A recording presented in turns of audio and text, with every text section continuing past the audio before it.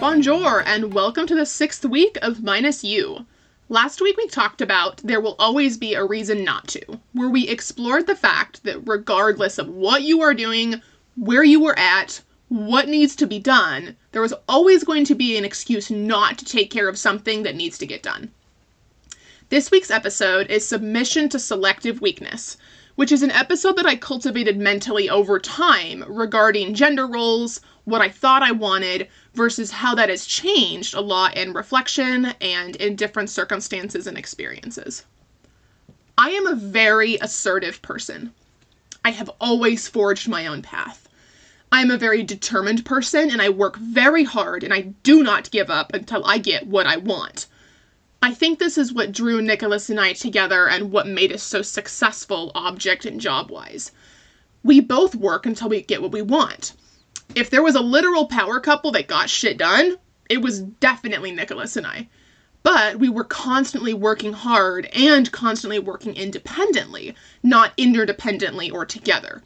When we moved into that house that that Nicholas bought or we bought or whatever you want to say it as, I really grew into a feminine role. I furnished that house. I made that place a home for my pseudo-husband. I basically did everything besides cooking and occasionally dishes. I would clean the house, vacuum, furnish, build furniture, which this is kind of a funny comment, but Nicholas was so bad at building furniture. And this is not me hating on him at all, but he was just actually really bad at it, and it was very funny to watch.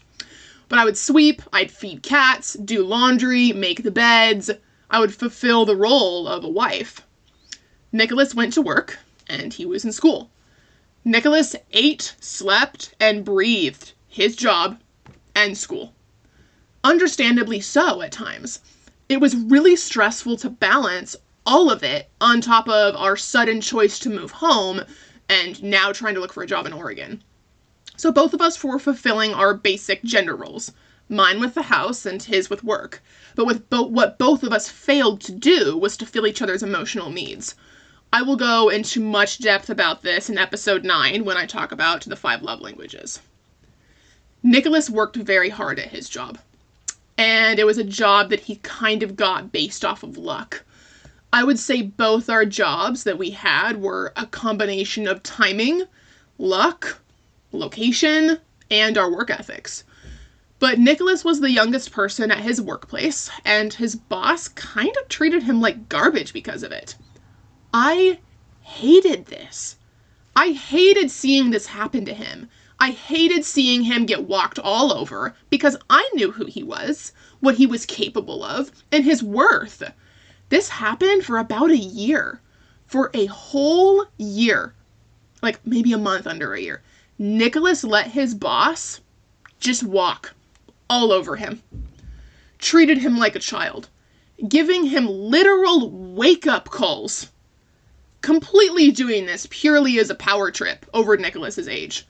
And Nicholas did the exact job as everyone else. There was not a single difference. He just didn't have his bachelor's degree yet. He was paid significantly less, had no incentives. In fact, he was invited to staff meetings purely from the fact that his boss wanted him to feel, quote unquote, included. It pissed me off to see him get treated that way. He complained about it a lot of the time, and I understood it because it made me really upset too. But over time, I started to kind of get disappointed. Nicholas was letting his boss walk all over him. He never really stood up to him, never asked him to treat him fairly. He just kind of let it happen and then just complained about it. And it became really unattractive to me. I knew that Nicholas was smart, motivated, hardworking, more than capable of having a conversation that is not disrespectful, but that would conserve his self-confidence and his self-worth in the workplace. But he never did it. I began to see this as a weakness, and it was a bit embarrassing.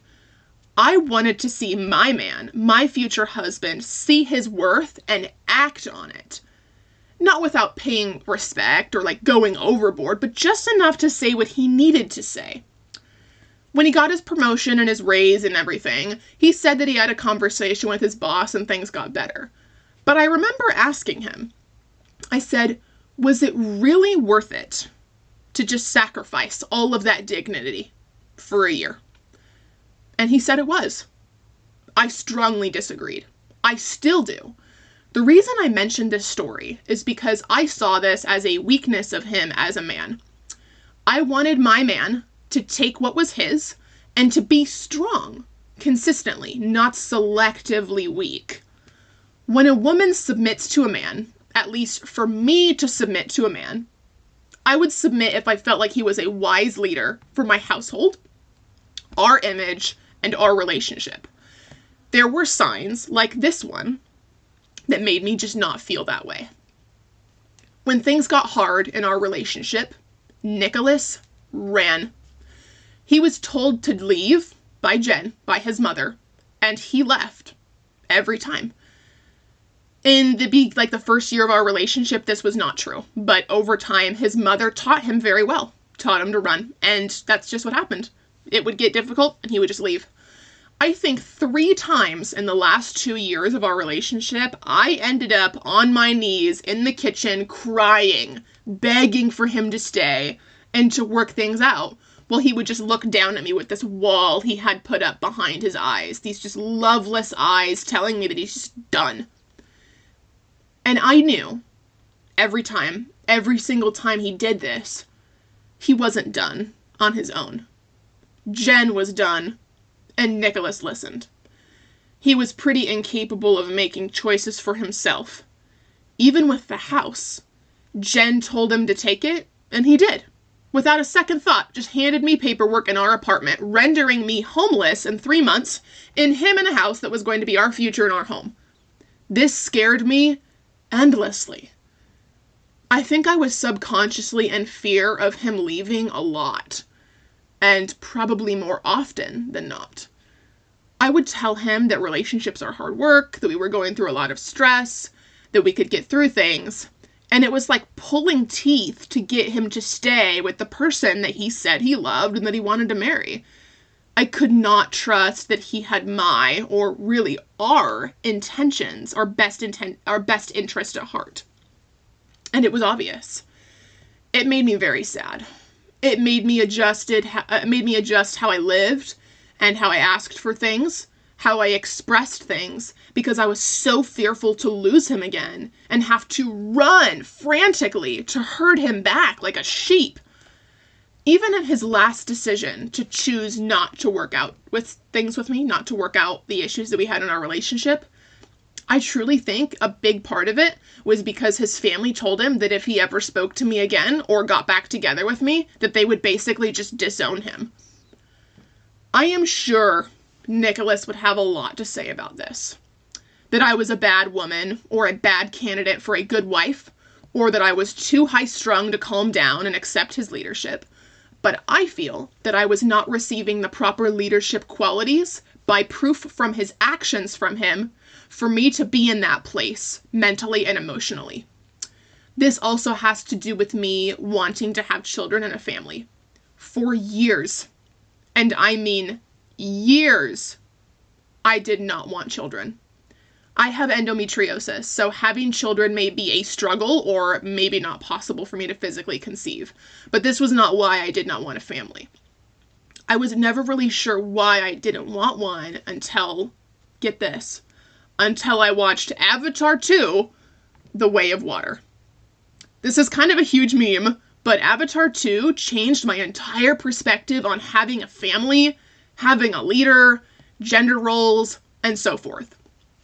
So most of you know this story. Jake goes to this other planet, Pandora, becomes his avatar, falls in love with a member of the... Oh my gosh, what is the name of the tribe? Anyways, this avatar tribe. Well, they're not avatars, they're the... Excuse me. Whatever they are, the blue people, falls in love with Neytiri, and they have a family. Now, Jake is badass. He's a former U.S. Marine. He's intelligent, resourceful, and an amazing leader. But Neytiri, his wife, she is also a badass. She is a warrior. She is fearless, a leader. She will not let anyone stand in the way of her people, or her family. Jake and Neytiri fall in love, which is interesting because they are both very strong people and very strong characters. But Jake loves and respects his wife, upholds his wife, and her power as a woman and a warrior. Neytiri lets her husband lead, but does not silence herself or change herself.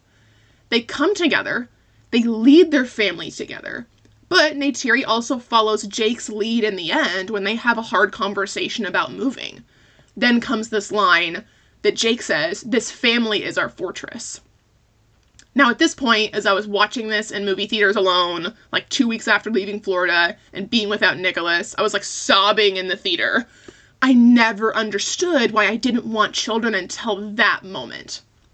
I did not feel safe and upheld as a woman with Nicholas, thus affecting my wanting, my urge to have a family. If I didn't feel it, why would my children?